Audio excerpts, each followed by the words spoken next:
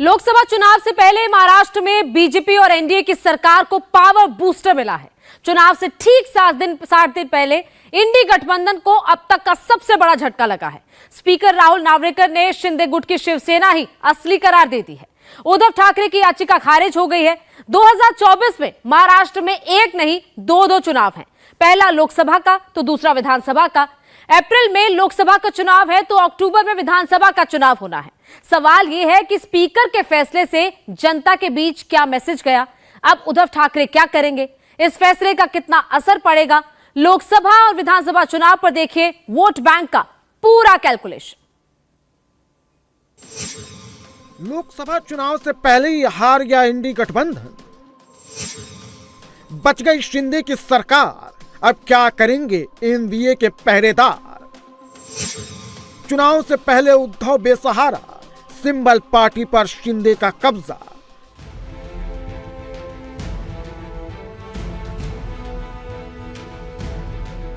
महाराष्ट्र से इंडी गठबंधन के लिए बुरी खबर तो एनडीए के लिए अच्छी खबर आई है। लोकसभा चुनाव से ठीक 60 दिन पहले इंडी गठबंधन को 6000 वोल्ट का झटका लगा है। बहुत ही खुशी का दिन है। महाराष्ट्र के मुख्यमंत्री सन्माननीय एकनाथ शिंदे साहब, जिस तरह से उन्होंने महाराष्ट्र के लिए काम किया है, आज बाबा साहब का विचार वो आगे लेके जा रहे और शिंदे साहब ही महाराष्ट्र के नेतृत्व है। मुख्यमंत्री एकनाथ शिंदे जो अब पात्र हो गए, जिनको लोग घटना बाह्य मुख्यमंत्री बोल रहे थे, तो आज वो सबको पता चल गया कि मुख्यमंत्री एकनाथ शिंदे ये सिर्फ घटना बाह्य नहीं है, तो मुख्यमंत्री है। शिंदे गुट के 16 विधायकों को अयोग्य ठहराने के केस में स्पीकर का फैसला आ गया है। स्पीकर ने सभी विधायकों के पार्टी बदलने के फैसले को सही करार दिया है, यानी एकनाथ शिंदे महाराष्ट्र का सीएम बने रहेंगे। महाराष्ट्र में नहीं गिरेगी एनडीए की सरकार। आपके भाड़े के टट्टू के मुंह से कोई अधिकार और ऑर्डर देने से शिवसेना जनता में है, शिवसेना महाराष्ट्र के रगों रगों में है। तो आज का जो निर्णय है वो कोई फैसला है, वो कोई न्याय नहीं है, वो एक सुप्रीम कोर्ट जाएंगे। देखिए, हम सुप्रीम कोर्ट जरूर जाएंगे। हम न्यायालय में हमारी लड़ाई जारी रहेगी।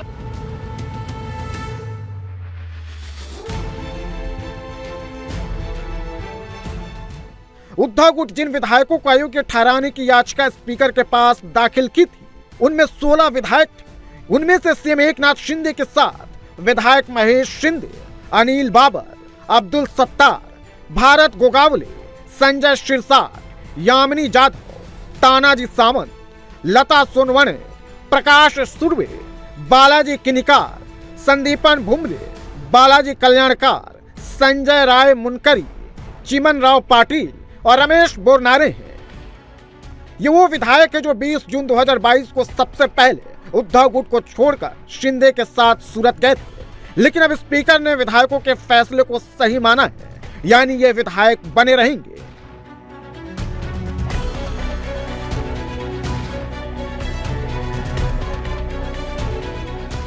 उद्धव ठाकरे गुट ने इन विधायकों पर 4 आरोप लगाए थे। पहला, पार्टी का विहिप नहीं मानने का। दूसरा, पार्टी की बैठक में शामिल नहीं होने का। और तीसरा, स्पीकर के चुनाव में विहिप का उल्लंघन करने का। चौथा, पार्टी विहिप के खिलाफ जाकर वोटिंग करने का। महाराष्ट्र विधानसभा से लेकर सुप्रीम कोर्ट तक करीब 20 महीने तक चली इस लड़ाई के बाद शिंदे गुट को बड़ी जीत मिली है। और लोकसभा चुनाव से पहले शिंदे गुट की ये जीत चुनाव में शिवसेना को सीधे फायदा पहुंचाएगा, क्योंकि पार्टी शिवसेना और चुनाव चिन्ह दोनों पर शिंदे गुट का पहले से ही कब्जा है। हालांकि फैसला आने से पहले इंडी गठबंधन और शिवसेना यूबीटी के नेता मैच फिक्सिंग का आरोप लगाकर माहौल बनाना शुरू कर दिए थे। फिर सिद्ध हो गया कि पावर और पैसा संविधान के ऊपर आकर बैठ गया है। जिस प्रकार से हम पर अन्याय हो रहा है, पूरा भारत देश, पूरा महाराष्ट्र राज्य से देख रहा है। विधानसभा अध्यक्ष राहुल नार्वेकर को जिम्मेदारी दी गई थी कि आप न्याय कीजिए, शिवसेना पार्टी पर जो अन्याय हो रहा है उसे रोकिए। लेकिन दुर्भाग्यपूर्ण है कि उन्होंने भी हम पर अन्याय ही किया।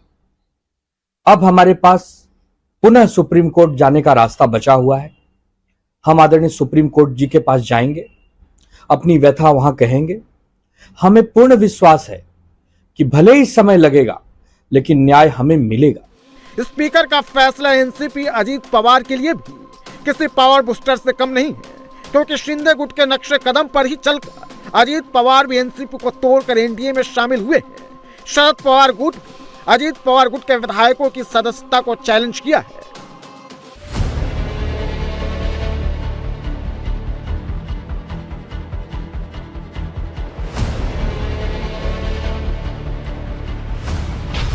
2024 में बीजेपी महाराष्ट्र में डबल धमाका करने की तैयारी में है।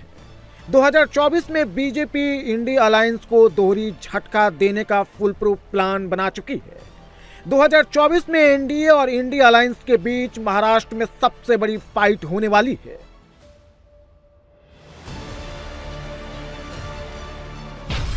सवाल यह है कि 2024 में बीजेपी के कोर एजेंडे में महाराष्ट्र ही क्यों है? तो इसका जवाब है 2024 में महाराष्ट्र में एक नहीं बल्कि दो चुनाव। अप्रैल मई 2024 में लोकसभा का चुनाव है, तो इसी साल अक्टूबर में महाराष्ट्र में विधानसभा का भी चुनाव है।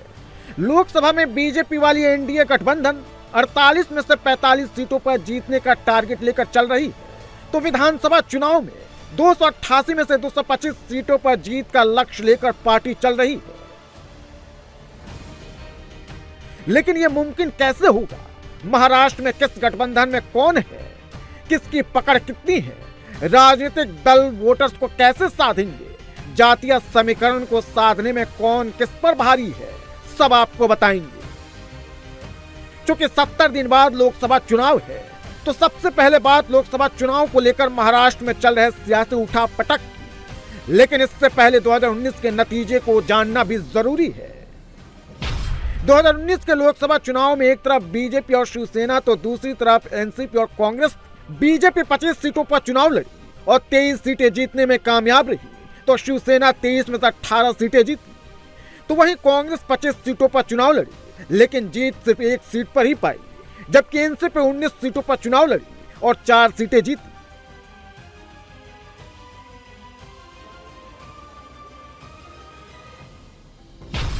लेकिन 2019 से 2024 आते आते महाराष्ट्र की सियासी तस्वीर बदल गई है। शिवसेना टूट गई है, उद्धव ठाकरे गुट और शिंदे गुट में बट गई है। शिवसेना का नाम और पार्टी सिंबल पर शिंदे गुट का कब्जा है। वहीं एनसीपी में भी 2 गुट हो गया है।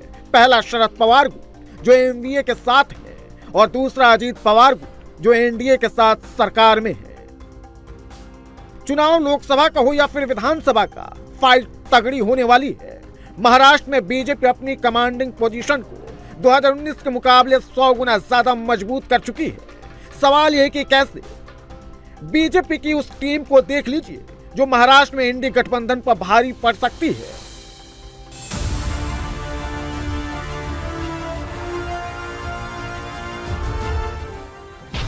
महाराष्ट्र में एनडीए गठबंधन की बस की स्टीयरिंग बीजेपी थामे हुई है, तो शिवसेना शिंदे गुट, एनसीपी अजीत पवार गुट, अठावले की पार्टी आरपीआई, हितेश ठाकुर के नेतृत्व वाली बहुजन विकास अघाड़ी, बच्चू कुंडू के नेतृत्व वाली प्रहार जनशक्ति पार्टी, प्रोफेसर जोगेंद्र कावड़े की पार्टी पीपुल्स रिपब्लिकन पार्टी, रैयत क्रांति संगठन, जन सुराज पार्टी और महादेव जनकार के नेतृत्व वाली राष्ट्रीय समाज पार्टी पैसेंजर बनकर बीजेपी की बस पर सवारी कर रही है।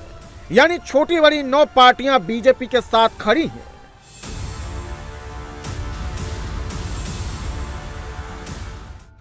वहीं 26 पार्टी वाली एनडीए अलायंस में कांग्रेस, एनसीपी शरद पवार गुट और उद्धव ठाकरे की शिवसेना यूबीटी है। इसके अलावा प्रकाश अंबेडकर की पार्टी, वंचित बहुजन अघाड़ी, स्वाभिमानी शेतकारी संगठन भी शामिल हो सकती है।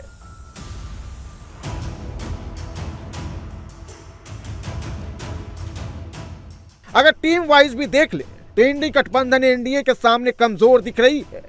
लेकिन अगर बात सीट शेयरिंग की करें तो इंडी गठबंधन में इसको लेकर सबसे ज्यादा भगदड़ मची हुई है।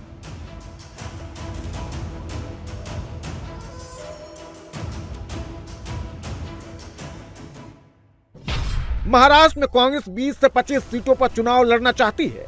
इसके लिए कांग्रेस नेता सबसे ज्यादा विधायक और लोकल बॉडी इलेक्शन में कांग्रेस की बेहतर प्रदर्शन को गिना रहे हैं। तो शिवसेना भी 23 सीटों पर चुनाव लड़ने पर अड़ी है। शिवसेना 2019 में जिन सीटों पर चुनाव लड़ी थी उन सीटों को अपने पास रखना चाहती है, लेकिन सबसे बड़ा ड्रॉबैक है कि पार्टी टूट चुकी है और उद्धव ठाकरे गुट के पास अभी 5 सांसद ही बचे हैं। हालांकि इन सबके बीच शरद पवार गुट चुप है। लेकिन मंगलवार को दिल्ली में सीट शेयरिंग को लेकर महाराष्ट्र के इंडी गठबंधन के नेताओं के बीच बड़ी बैठक हुई। सूत्रों के मुताबिक शिवसेना और कांग्रेस को 21-18 सीटें मिल सकती हैं। शरद पवार गुट एनसीपी को 8 और प्रकाश अंबेडकर की पार्टी को 2 सीटें मिल सकती हैं। अगर राजू शेट्टी की पार्टी गठबंधन में शामिल होती है तो उनके लिए शिवसेना 1 सीट छोड़ सकती है। एक तरफ सीट बंटवारे को लेकर इंडी गठबंधन में खींचतान चल रही है तो बीजेपी बंद दरवाजे के पीछे मिशन 45 और मिशन 225 में जुट गई है। अपने अपने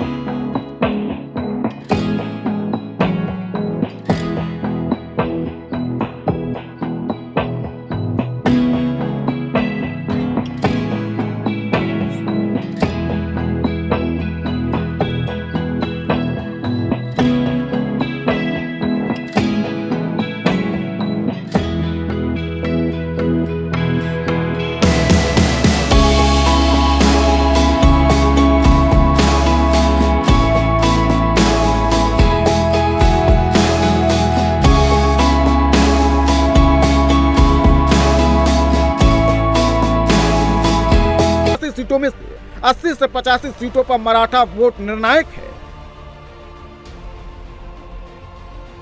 लेकिन आरक्षण को लेकर मराठा नाराज है। हालांकि 2014 में फडणवीस की सरकार ने मराठाओं को 16% आरक्षण दिया था। हालांकि कोर्ट ने उस पर रोक लगा दिया। अब मराठा आरक्षण को लेकर फडणवीस ने क्या कहा है ये भी सुन लीजिए। लोग ये प्रयास कर रहे हैं कि सुप्रीम कोर्ट ने जो आरक्षण हमने दिया था और जो हाईकोर्ट में टिका था, लेकिन उद्धव जी के काल में सुप्रीम कोर्ट में वो खारिज हो गया। तो जो डेफिशिएंसीज सुप्रीम कोर्ट ने पॉइंट आउट की है उसके ऊपर हमने जो पिछड़ा वर्ग आयोग है उनको नया डेटा कलेक्शन करने को कहा है ताकि वो डेफिशिएंसीज दूर करी जाए। तो सुप्रीम कोर्ट के आदेश अनुरूप हमने कार्य शुरू किया है। हम लोग ये मानते हैं कि हम लोग उसको एक समय सीमा में पूर्ण कर पाएंगे और हमारी जो पिछड़ा वर्ग आयोग है, आयोग तो स्वायत्त होता है लेकिन उसका रिपोर्ट हम लोग लेंगे और उसके आधार पर हम आगे की कार्रवाई करेंगे। तो मुझे विश्वास है कि हम इसमें से मार्ग निकाल पाएंगे। और दूसरा, किसी भी हालत में हमारे जो ओबीसी है इनका जो आरक्षण है उस पर हम कोई आंच नहीं आने देंगे। लड़ाई तो ओबीसी वोट बैंक के लिए भी है। लोकसभा और विधानसभा चुनाव में एनडीए गठबंधन को पटखनी देने के लिए अब बीजेपी 1980 के माधव फॉर्मूले को फिर से रिवाइज करने में जुट गई है। पहले ये जान लीजिए कि बीजेपी का माधव फॉर्मूला है क्या और ये कितना कारगर है।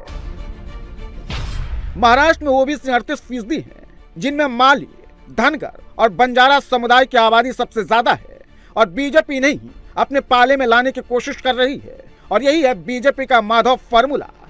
इस समुदाय के लोग 40 से ज्यादा विधानसभा क्षेत्रों में निर्णायक भूमिका में हैं और लगभग 100 विधानसभा क्षेत्रों पर इनका प्रभाव है।